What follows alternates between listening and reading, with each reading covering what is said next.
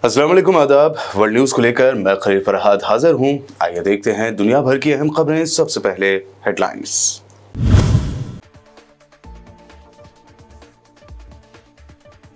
Hamas leader Hussein Fayyad जिंदा है, Israel का दावा निकला झूठा। गजा में एक जनाजे में लोगों से खिताब करते आए नजर।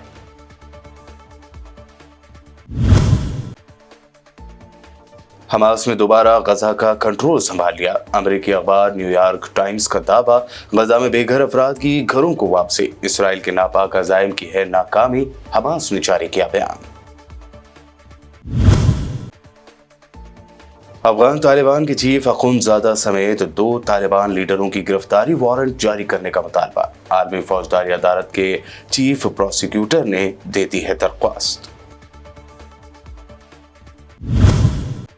दिल्ली असेंबली इलेक्शन के लिए असदुद्दीन ओवैसी पहुंचे ओखला तो अवाम ने किया वालेहाना इस्तकबाल। केजरीवाल और नरेंद्र मोदी को बताया एक ही जैसा झूठ बोलने वाली शख्सियत। ओखला से शिफा उर रहमान की जीत का किया दावा। आरएसएस के सीनियर लीडर सुरेश जोशी उर्फ भैया जोशी ने वायलेंस का कर दिया सपोर्ट। कहा, धर्म की रक्षा यानी मजहब की हिफाजत के लिए कभी कभी वायलेंस भी है जरूरी। और दिल्ली असेंबली इलेक्शन की सरगर्मियों के दरमियान अब बीजेपी पर लगा चांदी के लोटे बांटने का इल्जाम। भाजपा से ये चांदी के लोटे हासिल करने वाले लोगों ने कहा, झाड़ू को डालेंगे वोट। और पेश है खबरों की तफसील। इसराइली फौज की जानिब से गजा में हमास के अहम रहनुमा को निशाना बनाने का दावा झूठा साबित हो गया है। इसराइली मीडिया के मुताबिक इसराइली फौज ने 24 मई 2024 को गजा में हमास के अस्करी विंग अल-क़स्साम ब्रिगेड की बैत-हानून बटालियन के चीफ हुसैन फयाज को निशाना बनाने का दावा किया था।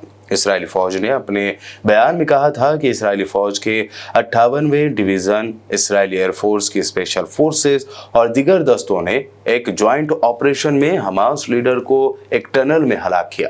ताहम गुज़िश्ता रोज गजा से सामने वाली वीडियोस में हुसैन फयाज को एक जनाजे के मौके पर लोगों से खिताब करते हुए देखा जा सकता है। वीडियो सामने आने के बाद इसराइली फौज ने भी हुसैन फयाज को निशाना बनाने में अपनी नाकामी का एतराफ कर लिया है। मशहूर अमेरिकी अखबार का कहना है कि 15 महीने इसराइल से जंग के बाद फलस्तीनी मज़ाहमती तंजीम हमास ने फिर से गजा का कंट्रोल संभाल लिया है। अमेरिकी न्यूज़पेपर न्यूयॉर्क टाइम्स का कहना है कि सीज फायर शुरू होते ही हमास के मुसल्लह जंगजुओं का सड़कों पर आना ये पैगाम था कि हज़ारों अरकान की शहादत, असला और सुरंगों की तबाही के बावजूद हमास को खत्म नहीं किया जा सका और अब भी वो गजा की मजबूत तरीन जमात है। अमेरिकी अखबार की रिपोर्ट में कहा गया है कि इसराइली वज़ीर आज़म बिन्यामिन नेतन्याहू हमास के खात्मे के दावे करते रहे, लेकिन गजा के लिए कोई मुतबादिल पेश नहीं कर सके। हमास ने कहा है कि गजा में जंगबंदी के बाद बेघर अफराद की उनके घरों को वापसी सियोनी दुश्मन के नापाक अज़ाइम की नाकामी का सबूत है। हमास के तर्जुमान हाज़म कासिम ने कहा कि जंगबंदी के मुआहदे के बाद शुमाली गजा की पट्टी में मुतवक्को वापसी हमारे लोगों को उनकी फ़लस्तीनी सरजमीन से बेघर करने के जंग के मकासद में से एक की नाकामी का इजहार है। कासिम ने एक मुख्तसर बयान में मजीद कहा कि गजा में हमारे अवाम की शानदार इस्तिकामत और उनकी मज़ाहमत की बहादुरी ने हमारे फ़लस्तीनी अवाम को उनकी सरजमीन से बेघर करने के इसराइली मंसूबे की आखिरी कोशिश को भी नाकाम बना दिया। उन्होंने इस बात पर जोर दिया कि हमारे लोगों को उनकी सरजमीन में जड़ से उखाड़ फेंकने ने बेमिसाल तबाही की जंग के बावजूद ज़मीन पर फ़लस्तीनियों के वजूद की जंग का फैसला हमारे लोगों के हक़ में किया है। आलमी फौजदारी अदालत के चीफ प्रोसिक्यूटर ने अफगान तालिबान के सरबराह समेत 2 तालिबान रहनुमाओं के वारंट गिरफ्तारी जारी करने की दरख्वास्त कर दी है। गैर मुल्की खबर रसा एजेंसी के मुताबिक आलमी फौजदारी अदालत के चीफ प्रोसिक्यूटर करीम खान ने अदालत से अफगान तालिबान के सुप्रीम लीडर हैबतुल्लाह अखुंदजादा और अफगान चीफ जस्टिस अब्दुल हकीम हक्कानी के वारंट जारी करने की दरख्वास्त की है। करीम खान के मुताबिक ऐसे शवाहिद मौजूद हैं जिनसे जाहिर होता है कि तालिबान के सुप्रीम लीडर हैबतुल्लाह अख़ुंज़ादा और चीफ जस्टिस अब्दुल हकीम हक्कानी अफगान ख़वातीन और लड़कियों पर मज़ालिम और सिनफी बुनियादों पर इंसानियत के खिलाफ जराइम के जिम्मेदार हैं।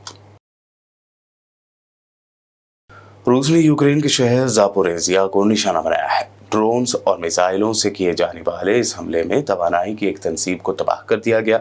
बताया गया है कि बड़ी तादाद में इमारतों को नुकसान पहुंचा, जबकि 20,000 से ज़ायद अफराद बिजली से महरूम हो गए।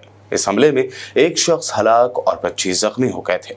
रूस की डिफेंस मिनिस्ट्री का कहना है कि उसने रूस के शहर खार्किव के एक गांव पर कब्जा कर लिया है। बयान में यह भी कहा गया है कि यूक्रेन के 114 ड्रोन्स को मार गिराया गया। दूसरी जानिब यूक्रेन ने रूस के इलाके कर्स्क में ऑपरेशन जारी रखने का ऐलान किया है। इस दौरान यूक्रेन की जानिब से भी रूस के कई इलाकों पर ड्रोन हमलों का दावा किया गया। सोशल मीडिया पर इस ज़िमन में हमले के बाद के वीडियोस भी काफ़ी वायरल हो रहे हैं।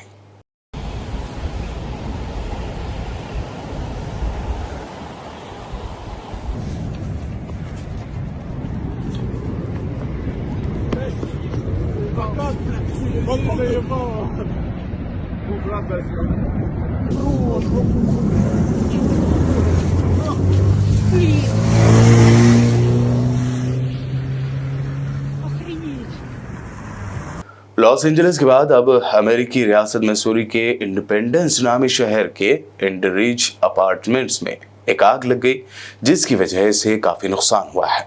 इंडिपेंडेंस में फायर ब्रिगेड के चीफ जिमी वॉकर ने एक न्यूज कॉन्फ्रेंस के दौरान बताया कि आग बुझाने के बाद 3 और 8 साल की उम्र के बच्चों समेत 4 अफराद की लाशें बरामद की गई हैं।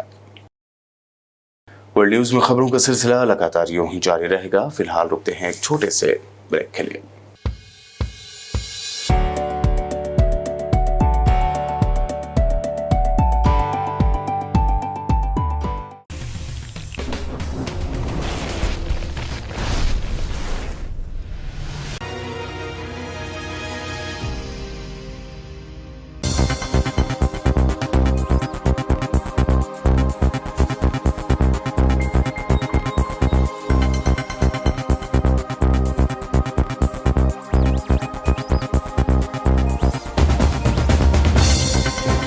ब्रेक के बाद आगे बढ़ते हैं और अब देखते हैं मज़ीद अहम खबरें।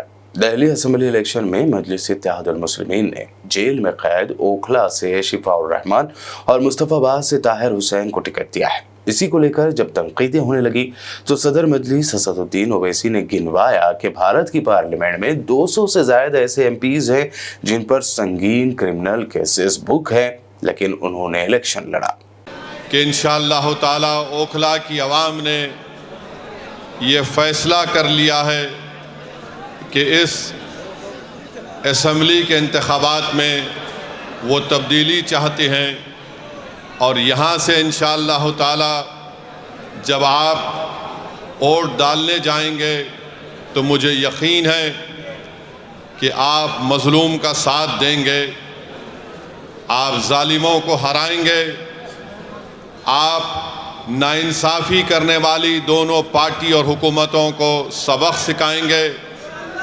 और आप जो जेल में जो हमारे लोग सड़ रहे हैं पिछले 5 साल से, उन बेजुबानों की आवाज़ आप बनकर 5 तारीख के दिन पतंग के निशान पर बटन दबाएंगे। मेरे अजीज़ दोस्तों और बुजुर्गों, मेरी इज़्ज़तदार माँ और बहनों, बहुत से लोग इस बात का सवाल कर रहे हैं कि मजलिस ने 2 उम्मीदवार जो दिल्ली के असेंबली इंतखाबात में उतारे हैं वो जुडिशल कस्टडी में है, आखिर इनको क्यों उम्मीदवार बनाया गया। लोग बहुत से तबसरे भी कर रहे हैं, बाज़ तो मनगढ़ंत बातें करते हैं और जो इस तरह की बकवास करते हैं वो क़ानून को नहीं जानते और उनके दिलो दिमाग में एक नफ़रत भरी हुई है। भारत के क़ानून के लिहाज से शिफा और ताहिर साहब इलेक्शन लड़ सकते हैं, इसीलिए असदुद्दीन ओवैसी ने इन दोनों को मजलिस इत्तेहादुल मुस्लिमीन का उम्मीदवार बनाया है। अब जो लोग बीजेपी, आप और दूसरी पार्टियों के लोग अखबारात और मीडिया से बात करके कह रहे हैं कि इनके ऊपर फलां दफात लगी हुई है, मैं उन लोगों से पूछना चाहता हूं, भारत की पार्लियामेंट में करीब 250 ऐसे एमपीज जीत कर आए हैं जिन पर बहुत सीरियस क्रिमिनल केसेस हैं। 250 में से 170 के ऊपर रेप का मुकदमा है, एमपी है, मर्डर का मुकदमा है, एमपी है, अटेम्प्ट टू मर्डर का मुकदमा है, एमपी है, किडनैपिंग का केस है, एमपी है, महिलाओं के खिलाफ केसेस हैं, एमपी है। इसमें बीजेपी के करीब 94 जीतने वाले कैंडिडेट्स के ऊपर क्रिमिनल केसेस हैं। हैदराबाद रुकन पार्लियामेंट बैरिस्टर असदुद्दीन ओवैसी ने ओखला में एक इंतखाबी जलसे से खिताब करते हुए मुस्लिम लीडरशिप के लिए जोर देते हुए कहा कि मैं जिंदा रहूं या ना रहूं, आपको एक मुस्लिम क़यादत का होना बहुत ज़रूरी है। साथ ही उन्होंने इस मौके पर शाहीन बाग प्रोटेस्ट का भी जिक्र किया है। ये कभी नहीं चाहते कि आपकी लीडरशिप बने, आपकी एक आजाद सियासी आवाज पैदा हो। याद रखो मेरी इस बात को, मैं जब तक जिंदा रहूंगा मैं ये बात कहता रहूंगा कि भारत की जमहूरियत को अगर मजबूत करना है तो भारत की सबसे बड़ी अक़लियत को अपनी एक सियासी लीडरशिप को बनाना पड़ेगा।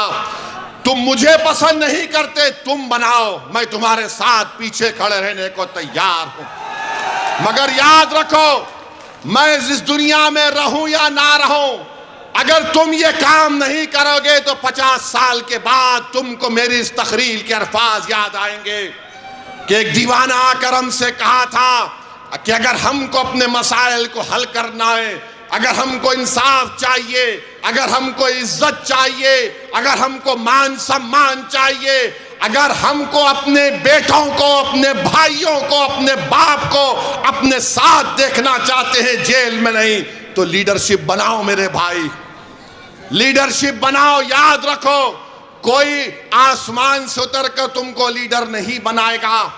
बगैर किसी के तुमने यहां पर शाहीन बाग को खड़ा किया, तुमने खड़ा किया शाहीन बाग को, कोई बाहर से नहीं आया था।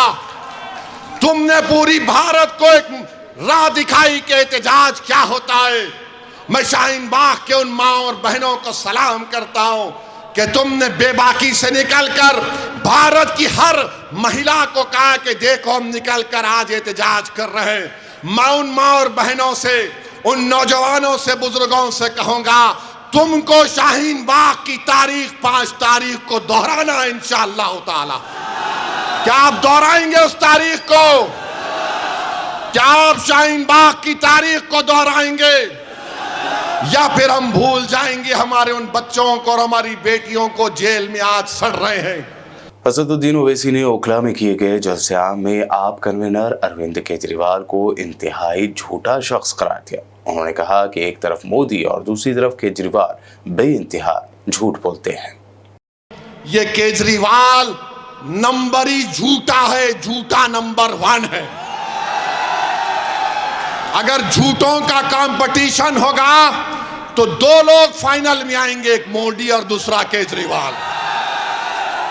इतनी झूठ बोलते हैं, सफाई से बोलते हैं और मासूम जनता उनका यकीन भी कर लेती है। राष्ट्रीय स्वयं सेवक संघ यानी आरएसएस के सीनियर लीडर सुरेश जोशी उर्फ भैया जी जोशी ने कहा कि मजहब की हिफाजत के लिए कभी कभी वायलेंस भी जरूरी है। गुजरात में एक प्रोग्राम के दौरान उन्होंने महाभारत की मिसाल देते हुए कहा कि हिंदू हमेशा से ही अपने मजहब या धर्म की हिफाजत के लिए पाबंद अहद हैं। अपने धर्म की हिफाजत के लिए हमें वो काम भी करने होंगे जिन्हें दूसरे लोग धर्म के खिलाफ कहते हैं। ऐसे काम हमारे महापुरुषों ने भी किए हैं। पांडवों ने तो युद्धों के नियमों को एक तरफ रखते हुए अधर्म पर विजय प्राप्त करने के लिए अपने व्यक्तिगत सारी बातों को समर्पित करते हुए अधर्म को समाप्त करने का काम किया है। तो ये धर्म और अधर्म का विवेक जो सिखाता है, धर्म है, अहिंसा का तत्व है, पर अहिंसा की रक्षा करने के लिए कभी कभी हिंसा का भी आधार लेना पड़ता है, नहीं तो अहिंसा का तत्व कैसे सुरक्षित रहेगा। महाराष्ट्र की सियासत में दिन ब दिन नई नई खबरें सामने आ रही हैं। अब शिवसेना यूबीटी लीडर संजय राउत ने सनसनीखेज इंकशाफ करते हुए कहा कि महाराष्ट्र को एक और नया डिप्टी सीएम मिलने वाला है और वो एकनाथ शिंदे की पार्टी से ही होगा। उन्होंने एकनाथ शिंदे और उनकी पार्टी के लीडरों को डरपोक करार देते हुए कहा कि ये ईडी सीबीआई के डर से भाग गए थे, मोदी शाह उनको भी नहीं छोड़ेंगे, बस देखते रहिए क्या होता है। एकनाथ शिंदेचं प्रकरण फार गांभीर्याने घेऊ नये, त्यांनी त्यांच्या पालकमंत्री पदाचा वास सोडवावा।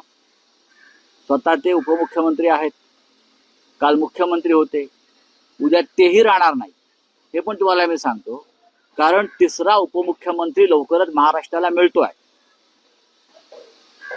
आणि तो त्यांच्याच पक्षातला आहे। त्याचा त्यांनी विचार करावा। नाही, मी नाव घेतो का? ज्या घडामोडी पडद्यामागे सुरू आहेत, म्हणजे एका राज्याला भविष्यात 3 मुख्यमंत्री मिळू शकतील अशी परिस्थिती आहे। नाही, मला वजन होतं कुठे यांचं? जे टायर मध्ये हवा भरतात ना सायकलच्या, ते पंप असतो ना, जसे अमित शहाने भरलेले पंपातून हवा केलेले नेते। हिंदुहृदय सम्राटाने यांना भरपूर दिलं, तेव्हा त्यांना प्रतिष्ठा होती। आता काय? दिल्ली असेंबली इलेक्शन में बीजेपी लीडरों की जानिब से वोटरों में पैसा, सोने की चेन के बाद अब चांदी के मग या लोटे बांटने का इल्जाम लगा है। आम आदमी पार्टी ने अपने ऑफिशियल एक्स अकाउंट से एक वीडियो शेयर करते हुए लिखा कि बीजेपी उम्मीदवार परवेश वर्मा पैसा बांट रहे हैं, गुंडागर्दी कर रहे हैं, उधर लोटे बांटे जा रहे हैं, लेकिन इलेक्शन कमीशन आंखों पर पट्टी बांधकर कुंभकर्ण की नींद सो गया है। पार्टी ने आगे लिखा कि बीजेपी की गलतफहमी है कि दिल्ली वाले बिकाऊ हैं, यही दिल्ली वाले बीजेपी को इलेक्शन में फिर इस बार बुरी तरह हराएंगे।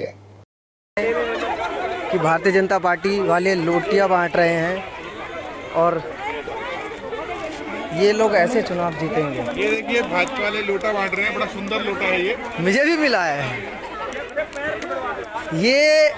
सर देखिए, लोटा ले लीजिए, लेकिन वोट झाड़ू को देना है। ले लीजिए, जो मिल रहा है ले लीजिए। देखिए देखिए, पूरा अभी प्रशासन जो है हमें प्रचार करने से रोक रही थी, यहाँ देखिए सबको लोटा मिला है। मैडम जी लोटा देख लीजिए, देखिए देखिए सबको लोटा मिला है। ले लीजिए, जो मिल रहा है ले लीजिए, ये सब आपका ही पैसा है ये। और अब आखिर में हेडलाइंस पर डालते हैं एक और नजर।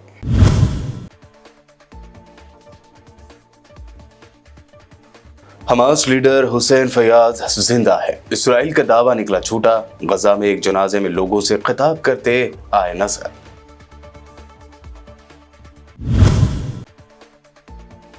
हमास ने दोबारा गजा का कंट्रोल संभाल लिया, अमेरिकी अखबार न्यूयॉर्क टाइम्स का दावा, गजा में बेघर अफराद की घरों को वापसी, इस्राइल के नापाक अज़ाइम की है नाकामी, हमास ने जारी किया बयान। अफगान तालिबान के चीफ अखुंदजादा समेत 2 तालिबान लीडरों की गिरफ्तारी वारंट जारी करने का मुतालबा, आलमी फौजदारी अदालत के चीफ प्रोसिक्यूटर ने दे दी है दरख्वास्त। दिल्ली असेंबली इलेक्शन के लिए असदुद्दीन ओवैसी पहुंचे ओखला तो अवाम ने किया वालेहाना इस्तकबाल, केजरीवाल और नरेंद्र मोदी को बताया एक ही जैसा झूठ बोलने वाली शख्सियत, ओखला से शिफाउर रहमान की जीत का किया दावा। आरएसएस के सीनियर लीडर सुरेश जोशी उर्फ भैया जोशी ने वायलेंस का कर दिया सपोर्ट, कहा धर्म की रक्षा यानी मजहब की हिफाजत के लिए कभी कभी वायलेंस भी है जरूरी। और दिल्ली असेंबली इलेक्शन की सरगर्मियों के दरमियान अब बीजेपी पर लगा चांदी के लोटे बांटने का इल्जाम, भाजपा से ये चांदी के लोटे हासिल करने वाले लोगों ने कहा झाड़ू को डालेंगे वोट। ये थी अब तक की अहम नेशनल व इंटरनेशनल न्यूज, देखते रहिए बीबीएन चैनल।